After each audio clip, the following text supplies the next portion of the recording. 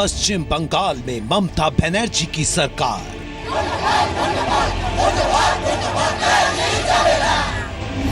तमिलनाडु में जयललिता पर भरोसा बरकरार,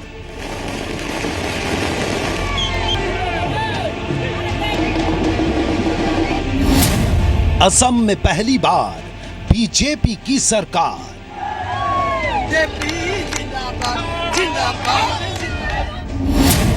केरल में लेफ्ट गठबंधन की नैया पार, कमल की जीत और हाथ की हार। हम मां कामाक्षा को, पवित्र नदी ब्रह्मपुत्रा को श्रीमंत शंकर देव जी के चरणों में हम समर्पित करते हैं।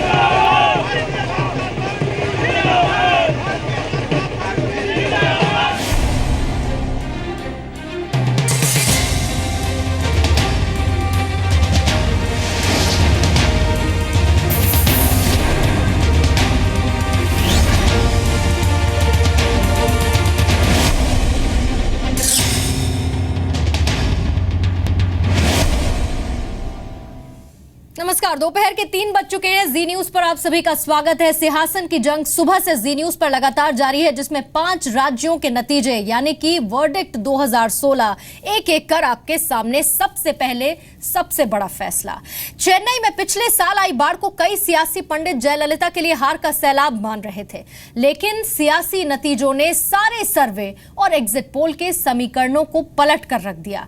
डीएमके कांग्रेस गठबंधन की जीत का ऐलान करने वाले शायद जयललिता के पक्ष में जन समर्थन का अंदाजा नहीं लगा पाए। ये रिपोर्ट, इस पर डालिए नजर।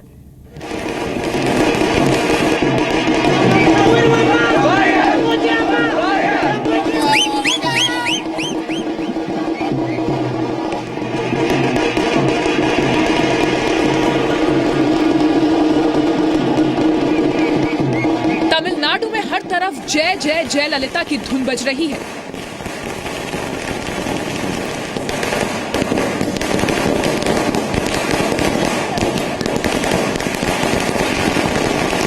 सियासी पंडित चेन्नई की बाढ़ में अम्मा की सियासत के बह जाने का ऐलान करते रह गए और जयललिता जनता का दिल जीतकर लगातार दूसरी बार तमिलनाडु की सत्ता पर काबिज हो गईं।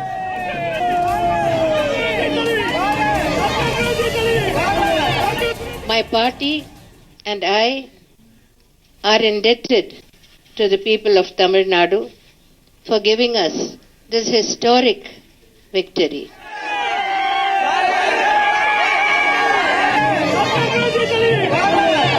तमिलनाडु में अम्मा ने ऐसी धमाकेदार वापसी की है जिसके बारे में बड़े बड़े राजनीतिक पंडितों ने भी नहीं सोचा था।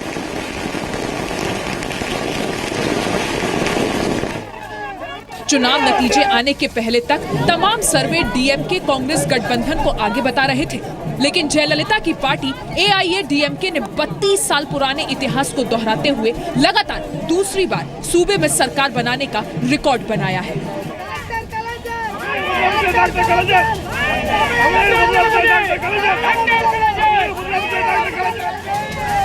After 1984, no ruling party in the state has been able to win the elections and form the government a second successive time. हालांकि जयललिता की जीत की राह आसान नहीं थी। दरअसल तमिलनाडु में जयललिता का अंडर करंट था, लेकिन अम्मा के लिए समर्थन को कोई सियासी पंडित पहचान नहीं सका। इस आंधी के बारे में कोई भी अंदाजा नहीं लगा सका।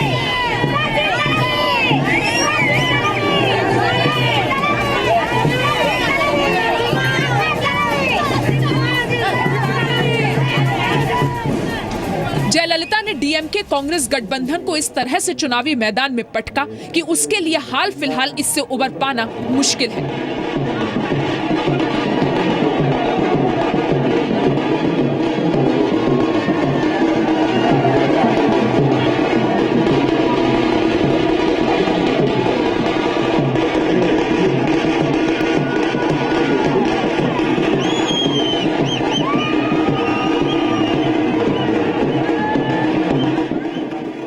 elections victory and defeat happens, you know. We did not expect that we will make our government. From the very beginning, Jayalalitha was having an upper hand. Jayalalitha was having a comfortable majority. She winning was no surprise at all. But we formed a coalition. Coalition is working well. We improved our tally. Tamil Nadu में जयललिता की जीत की क्या वजह रही, इसके बारे में बताने से पहले आपको ये समझाते हैं कि अम्मा की जीत के क्या मायने हैं। जयललिता के चुनावी वायदे तमिलनाडु की जनता को पसंद आए। जयललिता की सरकार के खिलाफ जनता में नाराजगी नहीं दिखी। डीएमके को कमजोर नेतृत्व और कांग्रेस के साथ गठबंधन का नुकसान हुआ। करुणानिधि के बेटों के बीच फूट का नुकसान डीएमके को उठाना पड़ा और कहीं ना कहीं केंद्र की बीजेपी सरकार से नजदीकियों का फायदा एआईएडीएमके को मिला है। तमिलनाडु में लगातार दूसरी बार जयललिता अपने दम पर सरकार बनाने जा रही है।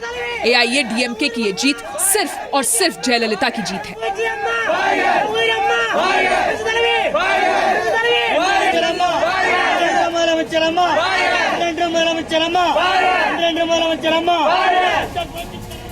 दरअसल विधानसभा चुनाव में पार्टी की पोस्टर गर्ल और मेन कैंपेनर अम्मा ही थी। एआईएडीएमके के चुनाव का पूरा जिम्मा जयललिता के कंधों पर ही था। शुगर की बीमारी के बावजूद जयललिता ने अपने दम पर एआईएडीएमके के चुनाव प्रचार की कमान संभाली और पार्टी को फतह दिलाई।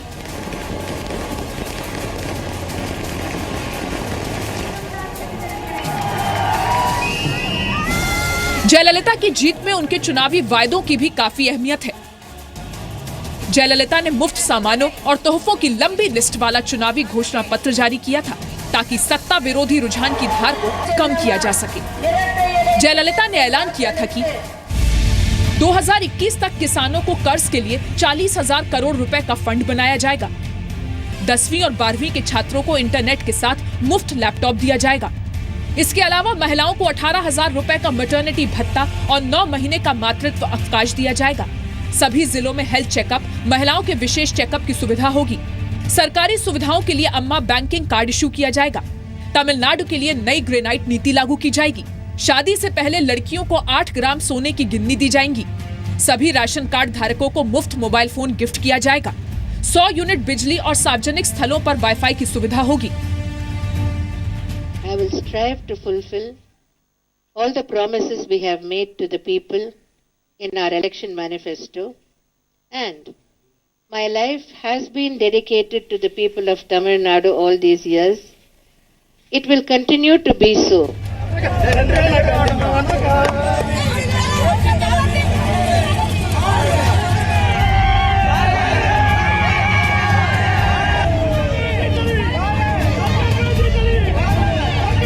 तमिलनाडु में रिकॉर्ड तोड़ जीत का ये जश्न अभी लंबा चलेगा।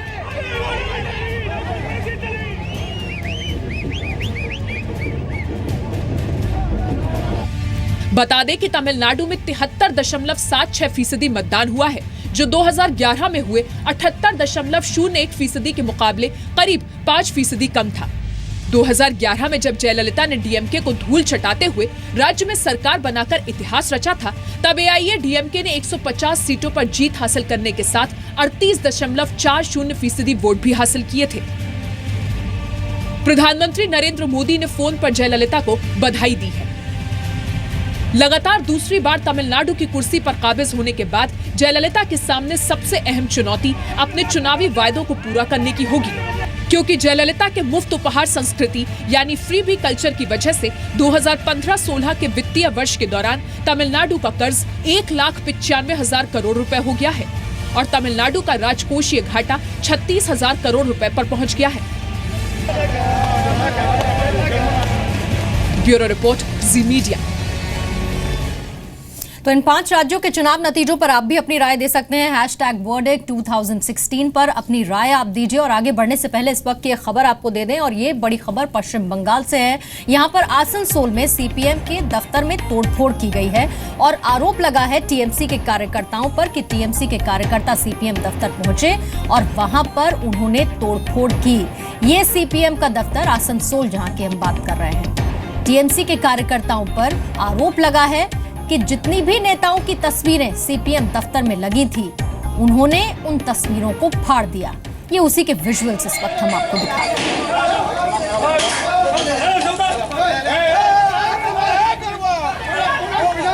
तो जैसा कि आरोप लग रहा है कि ये टीएमसी के कार्यकर्ता हैं, जिनके हाथों में आप डंडे भी देख सकते हैं। बाहर जो साइकिल खड़ी है, बाइक खड़ी है, उनमें भी तोड़फोड़ की जा रही है। और ये देखिए, अंदर लगा शायद टीवी होगा जिसको इस वक्त फोड़ा जा रहा है। आरोप ये भी लगा है कि अंदर ये कुछ नेताओं की तस्वीरें जो इस वक्त आप देख सकते हैं कैमरे में, इन तस्वीरों को फाड़ा गया है टीएमसी के कार्यकर्ताओं द्वारा। सीपीएम का ये दफ्तर है आसनसोल में। जी मीडिया संवाददाता पूजा मेहता इस पर और ज्यादा डिटेल्स दे रही हैं। पूजा, आपके पास क्या जानकारी? देखिए, ये आज दोपहर की घटना है। इलेक्शन के बाद ही जब ये तस्वीर साफ हो गई कि तृणमूल कांग्रेस अब जीत चुकी है, उसके बाद ही तृणमूल कांग्रेस के समर्थकों ने ये आसनसोल के एक सीटू ऑफिस में तोड़फोड़ मचाई और उसके बाद आग लगा दी। इस घटना में कुल अभी तक 8 लोगों की इंजर्ड होने की खबर आ रही है। तो टीएमसी के कार्यकर्ता दफ्तर में पहुंचे सीपीएम के, वहां पर तोड़फोड़, जबकि टीएमसी की तो काफी बड़ी जीत दर्ज हुई है पूजा।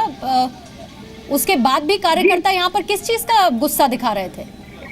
जी बिल्कुल पूर्णिमा, ये एक विक्ट्री मार्च और ऐसा भी कहा जा सकता है कि ये एक प्रूव करने की एक पॉइंट है कि अब हम जीत चुके हैं और जो लेफ्ट है वो अभी सत्ता पर नहीं है। लेकिन ये एक मैं बात आपको बताना चाहूंगी कि एडमिनिस्ट्रेशन ने ये साफ कर दिया था कि 7 दिन तक कोई भी विक्ट्री मार्च नहीं होगी, कोई भी प्रदर्शन नहीं होगा। उसके बावजूद ये तृणमूल समर्थक, पूजा, मैं आपसे समझ रही हूँ कि समझने की कोशिश कर रही हूँ, विक्ट्री मार्च जिसकी आप बात कर रही हैं और एडमिनिस्ट्रेशन कहता है कि इतने दिनों तक कोई विक्ट्री मार्च नहीं होना चाहिए।